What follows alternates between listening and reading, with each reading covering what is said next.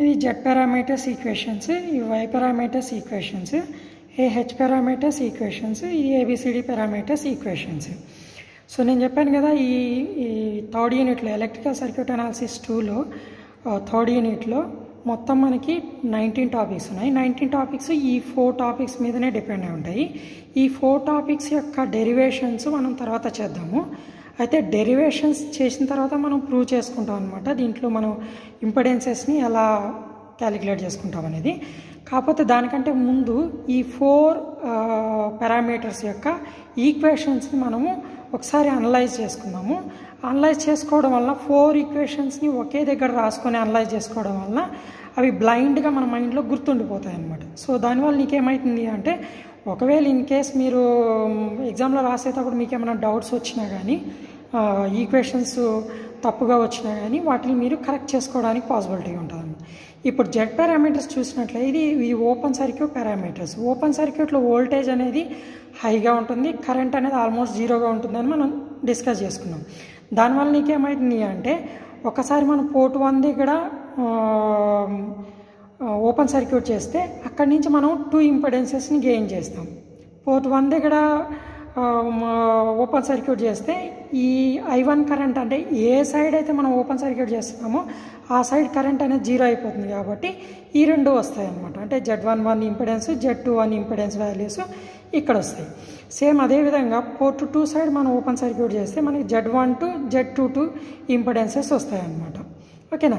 So వీటిని ఎట్లా గుర్తుపెట్టుకోవాలంటే, same అదేవిధంగా షార్ట్ సర్క్యూట్ చేస్తే మనకి ఈ 2 అడ్మిటెన్సెస్ వస్తాయి. ఫస్ట్ టైము పోర్ట్ 1 దగ్గర షార్ట్ సర్క్యూట్ చేస్తే, పోర్ట్ 2 దగ్గర షార్ట్ సర్క్యూట్ చేస్తే ఇవి 2 అడ్మిటెన్సెస్ వస్తాయన్నమాట. సేమ్ ఇక్కడ మనం ఈక్వేషన్స్ని ఎట్లా గుర్తుపెట్టుకోవాలంటే, Z1 అన్నప్పుడు ఫస్ట్ ఓపెన్ సర్క్యూట్ కదా, ఓపెన్ సర్క్యూట్లో వోల్టేజ్ హెవీ ఉంటుంది కాబట్టి ఈక్వేషన్స్ 2 కూడా వోల్టేజ్ ఈక్వేషన్సే ఉంటాయి, వేరే ఈక్వేషన్స్ ఉండవు. అంటే ఏమైంది, V1 V2 1 and 2 వోల్టేజెస్. అంటే port 1 side voltage, port 2 side voltage. ఈ సైడ్ వోల్టేజెస్ వచ్చేసాయి కాబట్టి 4 ఇంపెడెన్సెస్ మనం డైరెక్ట్గా రాసేసుకొని, అంటే Z11, Z12 and Z21, Z22 ఈ 4 ఇంపెడెన్సెస్ డైరెక్ట్గా రాసేసుకొని, వోల్టేజెస్ అయిపోయినాయి కాబట్టి ఒక నెట్వర్క్లో కానీ సర్క్యూట్లో కానీ ఇంకా రిమైనింగ్ ఏముంటాయి, కరెంట్స్ ఉంటాయి. ఆ కరెంట్స్ని మనం డైరెక్ట్గా I1, I2 అని రాసేసుకుంటాము. I1 అండ్ I2 అని డైరెక్ట్గా రాసేసుకుంటాం అనమాట, సింపుల్గా. ఇక్కడ ఏమవుతుంది అంటే, వై పారామీటర్స్లో అడ్మిటెన్స్లో ఇది షార్ట్ సర్క్యూట్ కాబట్టి కరెంట్, షార్ట్ సర్క్యూట్లో కరెంట్ హెవీ ఉంటుంది కాబట్టి 2 ఈక్వేషన్స్ కరెంట్ ఈక్వేషన్సే ఉంటాయి. ఓకేనా? సో ఇక్కడ I1, I2 2 కరెంట్స్ అనమాట. Port side current, port 2 side current. So ఇటు సైడ్ కరెంట్స్ వచ్చేసాయి కాబట్టి రిమైనింగ్ ఏముంటాయి, వోల్టేజెస్. సో ఈ అడ్మిటెన్సెస్ Y1 సేమ్లో ఇంపెడెన్స్ లాగానే Y11, Y12, Y21, Y22 రాసేసుకొని డైరెక్ట్గా మనం ప్రతి ఈక్వేషన్స్కి V1, V2 వోల్టేజెస్ని సబ్స్టిట్యూట్ చేసేసుకుంటాం. అప్పుడు ఈ పారామీటర్స్, వై పారామీటర్స్ వచ్చేస్తాయి. ఇంకా పోతే హైబ్రిడ్ పారామీటర్స్, ఏబిసిడి పారామీటర్స్ని ఎట్లా గుర్తుపెట్టుకోవాలంటే, హైబ్రిడ్లో హెచ్ చూడండి 2 గీతలు ఉన్నాయి ఇట్లా. ఏబిసిడిలో చూడండి ఫస్ట్ లెటర్ ఏ, అది ఫస్ట్ లెటర్ కాబట్టి. సో రెండిట్లలోనూ V1 వోల్టేజ్ అనేది కామన్గా ఉంటుంది. ఓకేనా? రెండిట్లోనూ V1 వోల్టేజ్ అనేది కామన్గా ఉంటుంది. అంటే హైబ్రిడ్ పారామీటర్లోనూ ఫస్ట్ ఈక్వేషన్ V1 వస్తుంది, ఏబిసిడి పారామీటర్స్లోనూ V1 అనేది ఫస్ట్ ఈక్వేషన్గానే వస్తుంది. ఇంకా పోతే హైబ్రిడ్ పారామీటర్స్ కాబట్టి మనం ఏం రాసుకుంటాము, H11, H12 అని రాసుకుంటాము. ఏబిసిడి పారామీటర్స్ కాబట్టి A అండ్ B అని రాసుకుంటాము. ఓకేనా? ఇక్కడ V1 రెండిట్లోని V1 కామన్గా ఉంది. అయితే హెచ్ పారామీటర్స్లో హెచ్కి 2 గీతలకి ఇట్లా వర్టికల్లో ఉన్నాయి కాబట్టి సెకండ్ ఈక్వేషన్ I2 ఈక్వేషన్ వస్తుంది అనమాట. అదే ABCD parameter first letter A కాబట్టి ఫస్ట్ ఈక్వేషన్ వస్తుంది, అంటే I1 కరెంట్ వస్తుంది. అట్లా బ్లైండ్గా గుర్తుపెట్టుకుంది దీన్ని.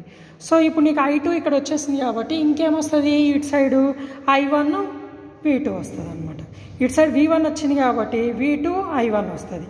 ఇక్కడ ఉండేది 4 టర్మ్స్, 2 వోల్టేజెస్, 2 కరెంట్స్. ఇక్కడ V1 వచ్చేసింది కాబట్టి ఇంకా రిమైనింగ్ మిగిలినటువంటి ఏవి I1 and V2 and I2 equation ఇక్కడ వచ్చేసింది కాబట్టి ఈ V1, I2 ఇవి 2 ఇంకా ఇటు సైడ్ రావన్నమాట. ఈ V1, I2 పోతే రిమైనింగ్ ఏమున్నది, ఈ 4 టర్మ్స్లో, అంటే V1 voltage, V2 voltage, I1 current and I2 currents 4 టర్మ్స్లో V1 అనేది రెండింటిలో కామన్ అని చెప్పి నేను చెప్పాను. సో V1 వచ్చేసింది కాబట్టి ఇంకా రిమైనింగ్ ఉన్నటువంటి సెకండ్ ఈక్వేషన్ ఏంది, I2 కరెంట్. ఇప్పుడు V1 అండ్ I2 కరెంట్ రెండు పోతే ఇంకా మిగిలింది ఏంది, రెండే రెండు టర్మ్స్, ఒకటి I1 కరెంట్, రెండు V2 వోల్టేజ్. ఆ రెండే నెక్స్ట్ ఈ సైడ్ ఈక్వేషన్స్లో వస్తాయి అన్నమాట. ఇంక ఇవి కామన్గానే ఉంటాయి అన్నిటికి, H11, H12, H21, H22. ఓకేనా. ABCD పారామీటర్స్ వచ్చేటప్పటికి I1 వస్తుంది కాబట్టి V1 I1 పోతే ఇంక మీ ఏం మిగిలి ఉంటాయి, రెండు values, V2 voltage and I2 currents. అయితే ఇక్కడ ఇంకో విషయం గుర్తుపెట్టుకోవాల్సింది ఏంటంటే I2కి మైనస్ అనేటువంటి కరెంట్ వాల్యూ వస్తుంది అనమాట. ఇది ఒక్కటి గుర్తుపెట్టుకుంటే సరిపోతుంది. ఓకేనా.